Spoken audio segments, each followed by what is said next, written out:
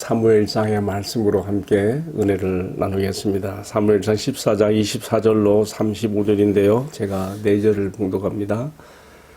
이날에 이스라엘 백성들이 피곤하였으니 이는 사울이 백성에게 맹세시켜 경계하여 이르기를 전혀 곧 내가 내 원수에게 보복하는 때까지 아무 음식물이든지 먹는 사람은 저주를 받을지어다 하였습니다. 그러므로 모든 백성이 음식을 맛보지 못하고 그들이 다 수풀에 들어간 중 땅에 꿀이 있더라. 29절입니다. 요나단이 이르되 내 아버지께서 이 땅을 곤란하게 하셨도다. 보라, 내가 이 꿀을 조금을 맛보고도 내 눈이 이렇게 밝아졌거든. 하물며 백성이 오늘 그 대적에게서 탈취하여 얻은 것을 임으로 먹었더라면 블레셋 사람을 살육함이 더욱 많지 아니하였겠느냐. 아멘. 공동한 말씀을 가지고요. 무모한 맹세와 저주를 남발하는 죄라는 제목으로 말씀을 나누겠습니다. 헛된 종교적인 열심으로 우리가 이렇게 할 수 있는 어리석음을 범할 수가 있는 것이죠. 무모한 맹세와 저주를 남발하는 죄. 자, 오늘의 말씀 들어갑시다. 예루살렘 교회의 기둥 같은 장로였던 주님의 동생 야고보는 말하기를, 야고보 3장 1절에 내 형제들아 너희는 선생된 우리가 더 큰 심판을 받을 줄 알고 선생이 많이 되지 말라 이렇게 했습니다.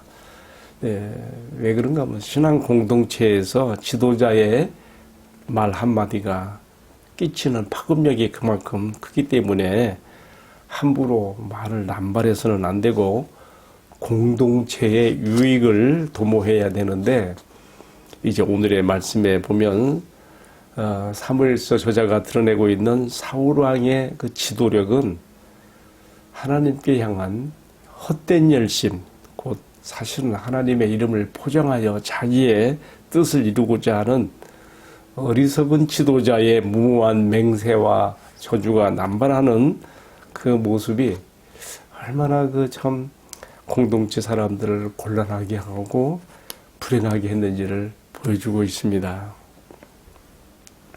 지금 이 책 사무엘서의 저자는 이처럼 상황 판단을 제대로 하지 못하고 앞뒤가 꽉 막힌 말의 맹세와 저주로 백성들이 전쟁 중에 음식물을 먹지 못해 힘이 붙여서 더 큰 승리를 놓치게 되는 그런 안타까움과 또 이것을 장본인인 그 사울의 모습과 또 이와 또 대조적으로 상황 파악을 제대로 하면서 부왕 사울의 무모한 맹세와 저주가 얼마나 잘못된 것인가를 개탄하면서 융통성을 보이고 있는 요나단을 서로 비교해서 보여주고 있습니다. 따라서 사무엘서 저자가 이 기사를 통해 하고 싶은 하나님의 말씀은 무엇입니까? 신앙 공동체의 지도자에게 꼭 필요한 리더십의 덕목이 무엇인지를 우리 여기서 배웁니다. 우리가 이어지는 말씀을 보게 되면요, 이날 전투에서 힘이 탈진한 백성들은 그나마 왕의 아들 요나단이 수풀에 흐르는 꿀을 먹었다는 소문에 용기를 얻어서 그랬는지는 모르나 그들은 탈취한 양과 소들을 마구잡이로 끌어다가 얼마나 배가 고팠는지 피 묻은 그 채로 육회를 만들어 먹었단 말입니다. 그리고 이 소문이 이제 사울의 귀에 들리자 그런 백성들이 더 큰 범죄에 빠지지 않도록 이 잡은 소나 양 같은 동물들을 도살할 큰 바위를 굴러다가 정해주고 여 위에서 잡아먹게 하며 또 이 큰 돌 위에 그 후에 여호와께 번제를 제단을 쌓게 되는 모습을 보게 됩니다. 자, 오늘 이것이 본문이 우리에게 보여주는 말씀입니다.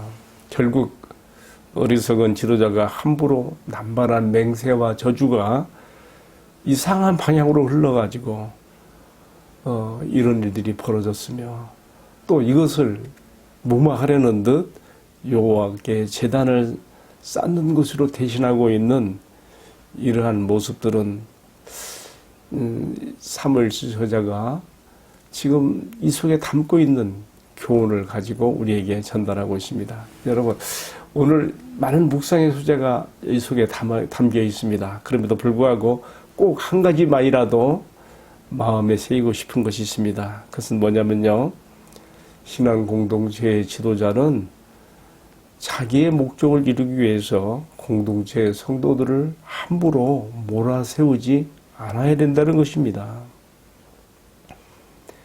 때로 어떤 특정한 목적을 놓고서 금식이나 단식 혹은 철야기도 같은 수단들이 하나님의 뜻과는 상관없이 얼마든지 남발될 수가 있다는 것과, 또 공동체의 지도자가 자신의 위상을 이용해서 성도들을 무모한 말로 구속하고 마음을 얽매게 함으로 곤란하게 만들고 불행하게 만들 수 있다는 것을 오늘 이 말씀을 통하여 사무엘 이 책의 저자는 우리에게 전달하고 있습니다. 오늘 말씀을 마치면서요, 참고로 우리가 사무엘상 7장에서 보면 사무엘이 똑같은 금식을 선포해요. 미스바에서 사무엘이 금식을 선포하는 것은 이스라엘로 하여금 회개로 이어지게 하고 신앙의 갱신을 가져오게 하고, 이어서 벌어진 블레셋과의 전투에서 큰 승리를 거두게 하지만은요, 오늘의 본문 사무엘상 14장에서 보여주고 있는 사울의 무모한 맹세와 저주로 남발된 이 금식은 패전의 위기에서 요나단의 믿음으로 촉발된 이 하나님의 승리를 더 이상 크게 확장하지 못하고 축소시키는 결과로 나타나는 것을 우리가 본문에서 이어지는 말씀에서도 볼 수가 있습니다. 오늘의 말씀의 이어지는 이것입니다. 금식이나 단식 혹은 철야 기도와 같은 특수한 신앙적 행위들은 아무 때나 하는 것이 아니라 하나님 앞에서 마땅히 해야 할 때가 따로 있다는 것을 우리에게 가르쳐주고 있습니다. 우리는 예수님의 생애 가운데서 매일 새벽 일찍 미명에 아버지 앞에 기도하고 독대하며 교통하는 시간은 가졌었지만은 예수님의 생애에서 특별히 철야기도 같은 건 아무 때나 하지 않았어요. 제자들을 선발할 때, 또는 겟세마네 기도할 때, 우리가 복음서가 우리가 보여주는 예수님의 그런 특수한 철야기도들은 그런 특수한 때에 이렇게 했던 것을 봅니다. 뿐만 아니라 금식도 그렇고요. 아무 때나 때도 시도 없이 종교적인 헛된 열심으로 그렇게 해서 하나님의 무언가를 끌어내려고 하는 이런 것들은 잘못된 것이죠. 오늘의 우리 말씀은 사무엘서 저자가 이 사울의 어리석은 그러한 맹세와 무모한 저주의 남발로 촉발된 신앙 공동체, 이스라엘 공동체의 그러한 곤란하게 되는 불행을 이야기함으로써 오늘 우리들의 신앙 공동체 리더가 어떻게 지혜롭게 이끌어가야 하는지를 또한 교훈하고 있는 것이죠. 기도하겠습니다.